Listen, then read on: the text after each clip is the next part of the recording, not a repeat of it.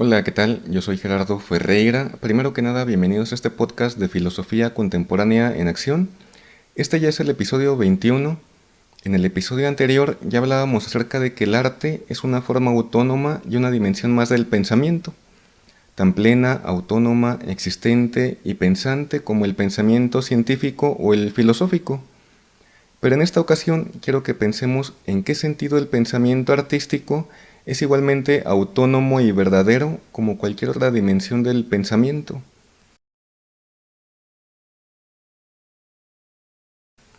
En esta ocasión quiero que reflexionemos sobre las implicaciones de la autonomía de la obra de arte. En el episodio anterior decía que si el arte fuera la representación de un contenido conceptual, como defendía Hegel, o si fuera el vehículo de un contenido mental, emocional, social o histórico, como defendían algunas tradiciones posmodernas que desviaron la filosofía hegeliana, donde el arte, aunque era entendido como una forma imperfecta e incompleta, ya era reconocido como una forma de pensamiento y una expresión del espíritu, y no como un mero vehículo de transporte, como asumían algunas tradiciones posmodernas, que entendieron al arte como el portador de una emoción o hasta de una crítica social. En ambos casos, la obra de arte sería un objeto subordinado al contenido transportado en ella, que sería finalmente lo valioso y lo que la interpretación, ya sea la del artista o la del propio espectador, tendrían que volver evidente. Un problema inicial que plantea cualquiera de esas dos versiones, donde la obra de arte es entendida como representación de algo, es que ambas asumen que su valor proviene de su capacidad de convertirse en el transporte de algo que va de un sujeto a otro, de una época a otra, o de una cultura a otra, ya sea un contenido emocional, mental o social. O si lo ponemos en términos nietzscheanos, podríamos decir que quienes valoran la obra de arte por el contenido que creen que transmite o representa, no solo niegan su autonomía, sino que entienden la obra de arte como un animal de carga, un animal devaluado frente al contenido que supuestamente llevaría en su lomo. Quien cree que el arte vale solo si es capaz de transmitir una cosa de un lugar a otro, ya sea una emoción, un concepto o un mensaje social, también asume que el arte es lo que nace subordinado a otra cosa que le donaría externamente su sentido y su valor. Cuando Merleau-Ponty en su libro Lo visible y lo invisible, hablando de la música, nos dice que los momentos de la sonata se adhieren uno a otro con una cohesión sin concepto, quiere decir que los sonidos se adhieren unos a otros sin un concepto, sin un contenido social, mental ni histórico que les imponga una organización necesaria. Y eso revela otra verdad, que la interpretación tampoco consiste en desocultar un contenido recubierto con sonidos, al cual cualquier persona debería llegar.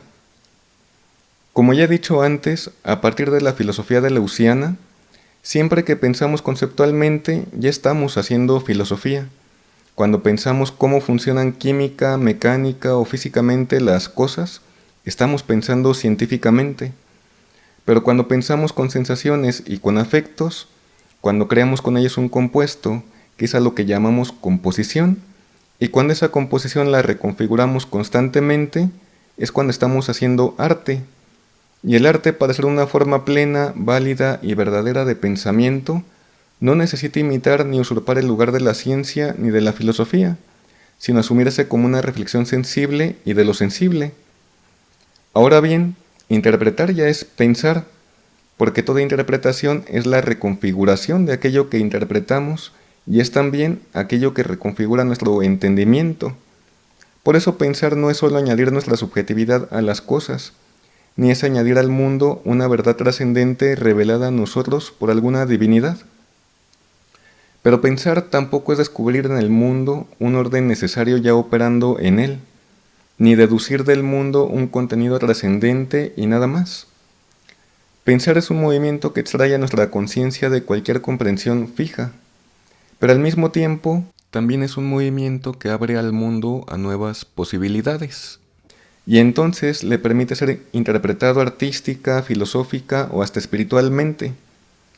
Pensar es un movimiento por el cual algo pasa del mundo a nosotros y de nosotros al mundo.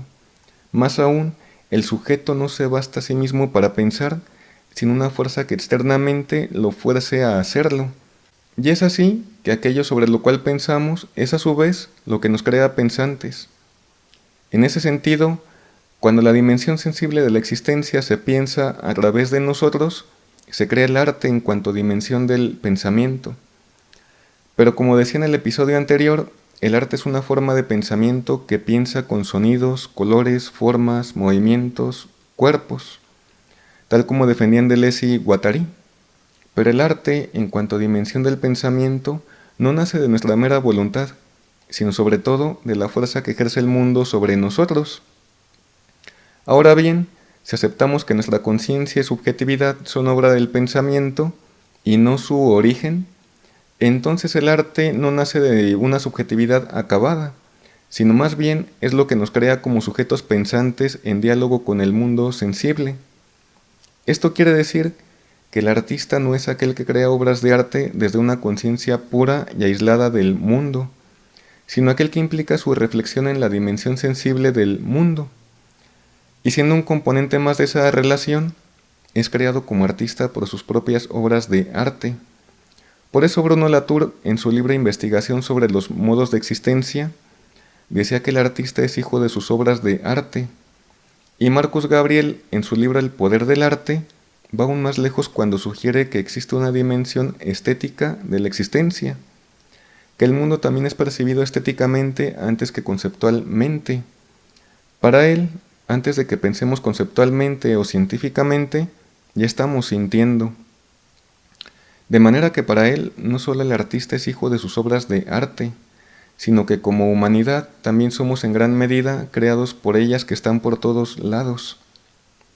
Para Gabriel somos absorbidos por el sentido de las obras de arte que nos vuelven un componente más de su propia composición, y de esa manera ellas también crean y reconfiguran constantemente nuestra subjetividad.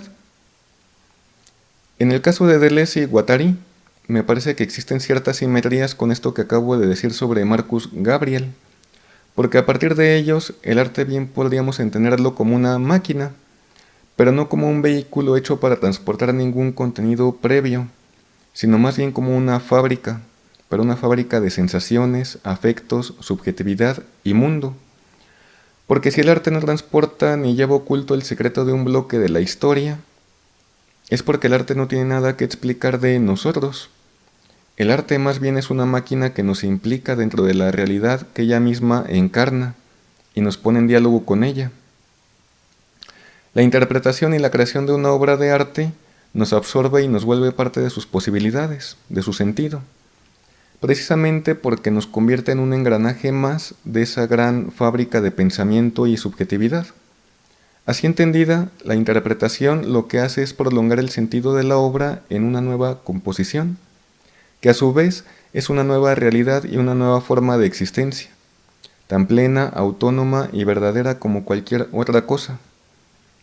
Nosotros no producimos subjetivamente el arte, más bien nosotros y nuestra contingencia nos convertimos en un engranaje más del sentido también contingente de él.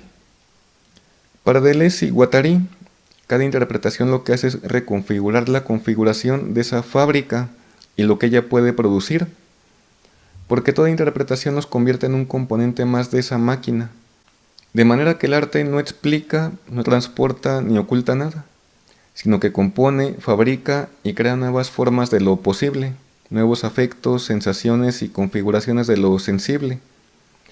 Por eso interpretar no es desocultar, sino prolongar la obra en una nueva composición que a su vez nos crea pensantes a nosotros. Interpretar no es desocultar un contenido escondido, es componer desde dentro de la obra una nueva forma de existencia. Que nosotros no seamos dueños de lo sensible en el mundo, ni de lo que nos fuerza a pensar, quiere decir también que no somos los autores absolutos del arte, sino el lugar de paso donde el arte se sigue pensando a sí mismo. Y bueno, hasta aquí dejaré este episodio, pero antes de despedirme quiero agradecer a todas las personas que llegaron hasta esta parte.